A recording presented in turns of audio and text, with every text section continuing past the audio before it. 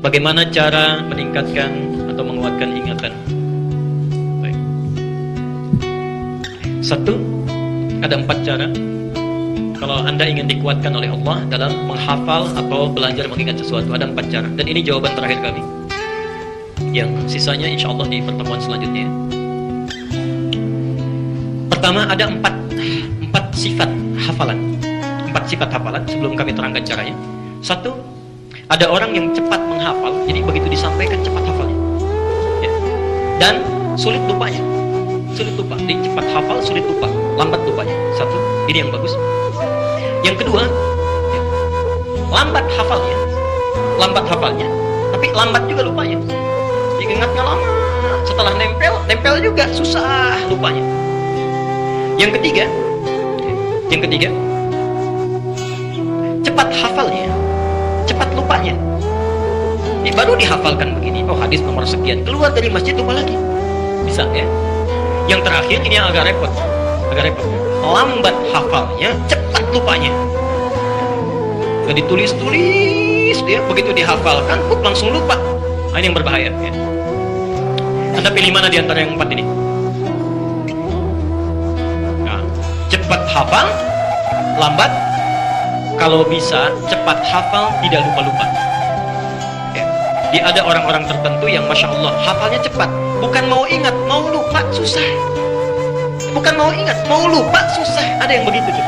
Di antaranya Imam Sulaiman, dikenal dengan Abu Daud. Kemarin saya ceritakan ya, yang lahir tahun 202 Hijriah. Abu Daud As-Sistani. Itu ulama yang sangat luar biasa. Ketika menghafal cepat, mau lupa susah. Ya. Al-Bukhari, Abu Hurairah dan sejenisnya. Baik. Nah, kalau Anda ingin menemukan tipikal yang demikian, di antara tata caranya Anda bisa buka di kitab At-Tibyan karang Imam An-Nawawi. Saya rangkum cepat saja. Satu, meluruskan niat. Meluruskan niat saat mau belajar.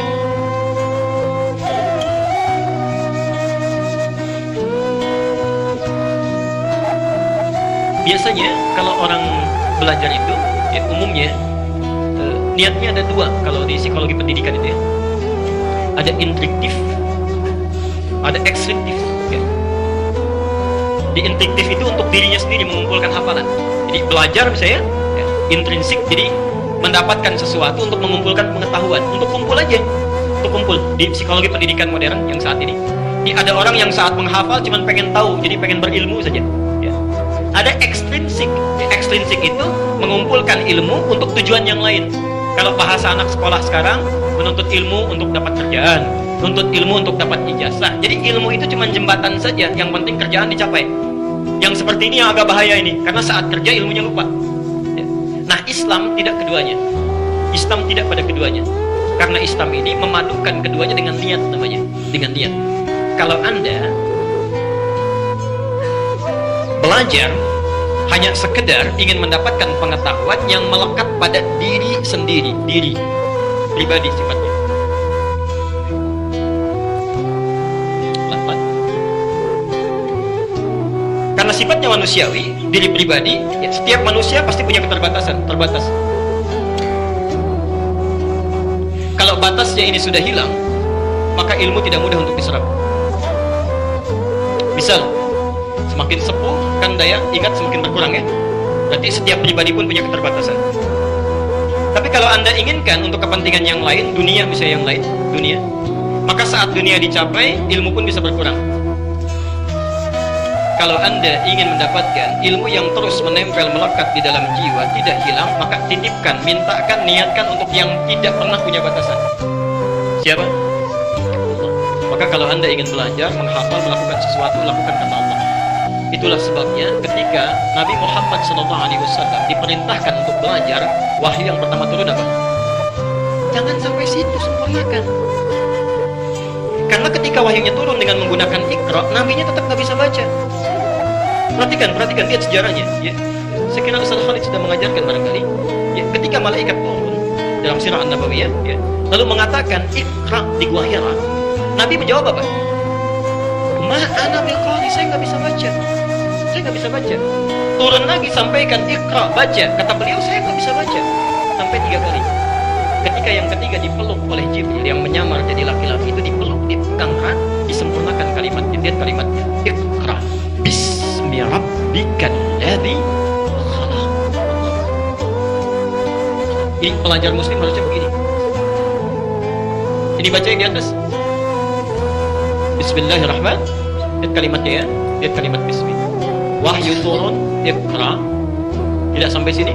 Bismi rabbikal ladzi khalaq.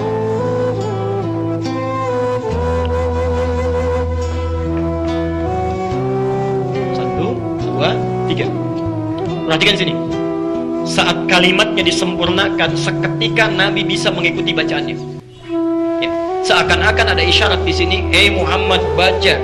Jangan karena engkau tidak pernah punya guru yang mengajarkan, kamu tidak pernah bisa ada kesempatan untuk belajar, tidak punya kemampuan untuk membacakan sesuatu.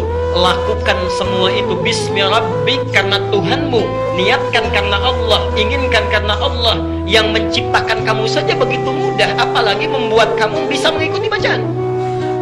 Maka ketika sesuatu dilakukan karena Allah, Nabi yang tadinya tidak bisa mengucapkan bacaan itu ditanamkan oleh Allah Qur'annya dalam dirinya. Maka turunlah Quran, dibacakan oleh beliau, baru bisa membaca. Ikra, ikra, ikra, mengikuti bacaannya. Di sini ada isyarat, mohon maaf ya, jangankan yang susah, jangankan yang sulit, yang mustahil pun, kalau Anda lakukan karena Allah, maka akan dimudahkan oleh Allah. Saya usia sudah 70 tahun, kayaknya kalau untuk menghafal Al-Quran, sudah hilang kesempatannya, apalagi Qurannya setebal ini misalnya. Anda 70 tahun, ada yang 82 tahun gak bisa baca, gak bisa nulis, cuman mendengar saja, 2 tahun hafal Quran. 2 tahun hafal Quran. Anda yang bisa baca, bisa nulis, Masya Allah. Masa sudah 2 tahun belum hafal-hafal juga? Sampai kapan? Ya, lihat sini. Karena itulah kalimat bismi dalam ayat Iqra ba-nya menggunakan alif begini. Lihat. Cuma ayat ini yang kalimat ba-nya menggunakan alif. Sedangkan kalimat bismillah yang lain, bismillahirrahmanirrahim, ba-nya nggak ada alifnya. Jadi kalau di mushaf Anda tidak ada alifnya, itu salah itu mushafnya. Keliru tulisannya, harus ada alifnya. Karena tanda alif ini menunjukkan peristiwa bahwa alif itu menunjukkan panjang, sesuatu proses yang panjang. Ya. Umumnya kalau harokatnya ba, ada harokat kasrah bi, itu alif gak ada. Kalau ada ya wajar, tapi alif gak ada. Karena alif itu biasanya menunjukkan satu makna, huruf yang dibaca a panjang.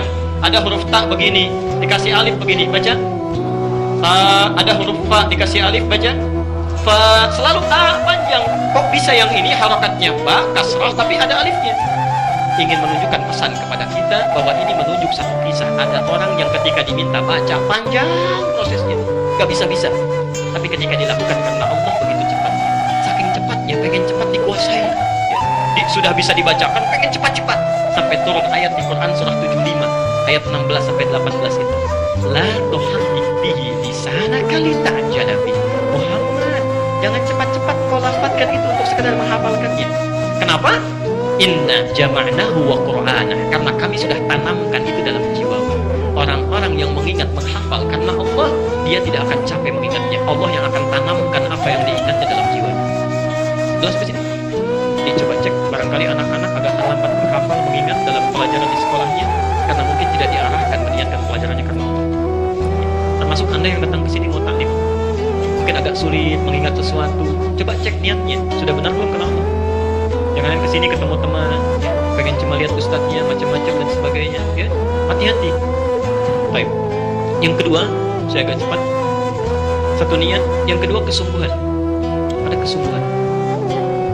Sungguh. Di antaranya mencatat, ya, berdoa. Sebelum belajar berdoa dulu. Allahumma faqihna fid din wa 'allimni at-ta'wil.